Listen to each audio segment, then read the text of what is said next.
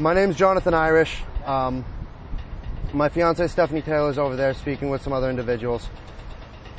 On Wednesday night at 11:37, our daughter Cheyenne was born. There were doctors coming in to monitor me, to monitor the baby. When she wasn't even 16 hours old, the hospital head of security came in with a nurse and told me that she needed to see the pediatrician and be evaluated so that we could take her home. All the doctors had come into the room to see Stephanie and the baby. Until now, they had never taken either of them out of the room. My fiance told them, no, the doctors can come into the room to see her. And they disagreed with us, told us that she had to go to the nursery. To back up a little bit, earlier in the morning, my gut started going off when the woman came up with the head of security, and they were giving us flack and refusing to put my name on my daughter's birth certificate. But we decided, okay, she go ahead and go check her out. We would love to take her home as soon as we can. They wheeled her into the nursery, locked the door.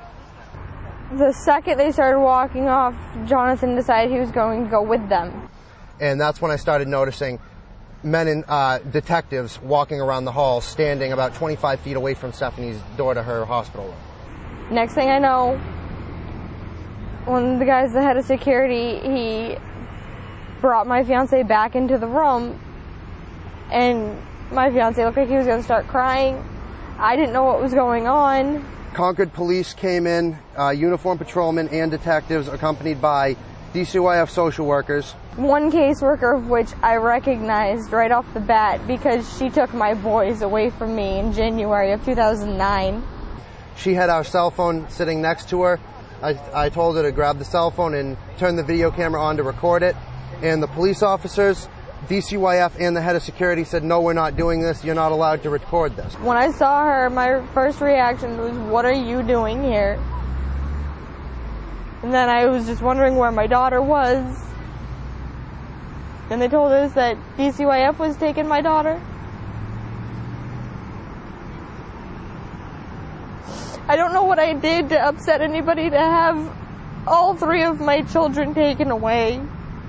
But I would love to know what I did so horribly bad. You're watching OTN, the Obscure Truth Network. And they said everything we need to know is in the affidavit. They don't have to tell us anything. And that came from the mouth of Dana Bickford, the DCYF social worker. And I didn't see it coming.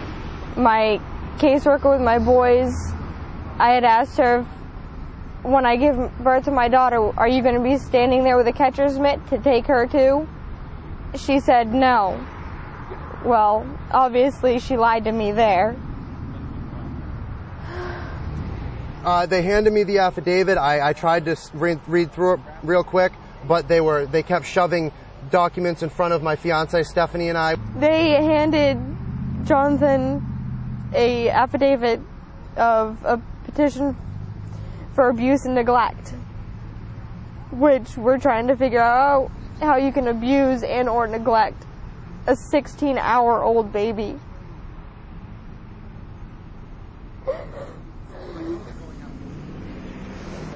She was hysterical in tears, and they were shoving paperwork in front of her telling her she had to sign it. She had to sign it. As skimming through it, Jonathan noticed that a reason they took her is because he's affiliated with a militia called the Oath Keepers.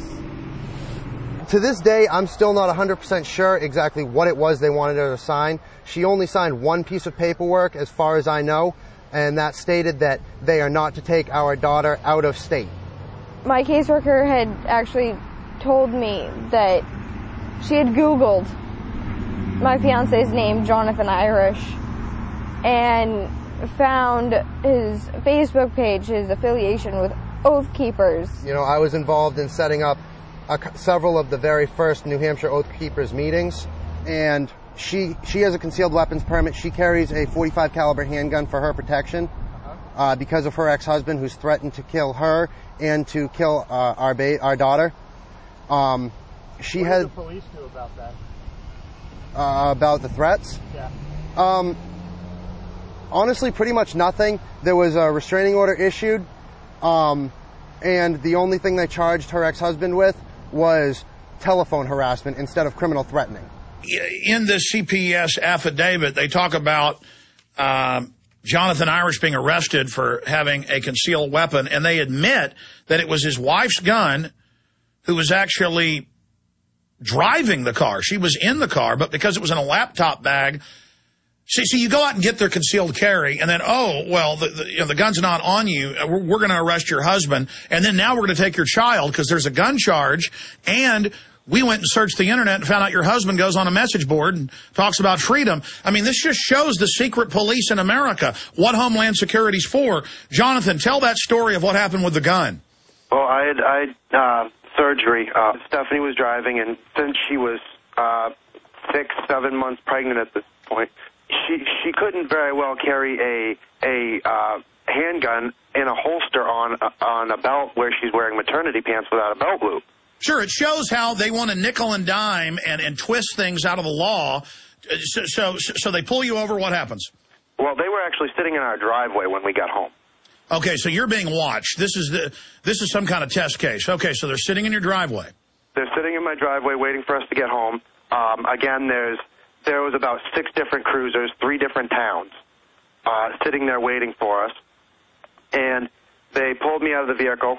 So this is gang stalking, and we've seen this in Austin. They will profile a family beforehand, knowing a baby's coming due, and so they were there to set you up ahead of getting the baby. Now I understand. So they're waiting at your house. What happens? Well, they look at Stephanie and tell her to tell them where her firearm is. And she was scared. The officer intimidated her into showing her where her firearm was. She had opened the laptop case that the firearm was in, and at that point the police officer took it upon himself to take the firearm, unload the weapon, and walk away with it, and arrest me for possession of a concealed weapon without a permit. Absolutely incredible. So this is how America works with it. But the secret police, you know, they've been taught by the Southern Poverty Law Center, you're the devil, so they're doing a good thing. They're setting up an extremist. They're going to get that baby. You know, to this day, they still haven't given us an exact reason as to why they trespassed on private property and why they came onto our property and were waiting at the house for us. There has been ongoing harassment from Northwood and Epsom Police Department that is well documented. We have had numerous meetings with the Northwood Police Commission, and the Northwood Police Commission has dusted everything under the rug, to say the least. They're doing everything and anything to protect the officers from them. He just wanted it to be known that he's another American citizen that loves his country. It kills me inside. I'm to the point where I can't cry anymore. I can't get mad. I just want something done. I want people to know that these agencies, these individuals have done this, and that, you know, if they're doing it to us, how many other people have they done it to that aren't saying anything? There's kids out there in homes where they are being abused. I didn't think they would actually come and take a newborn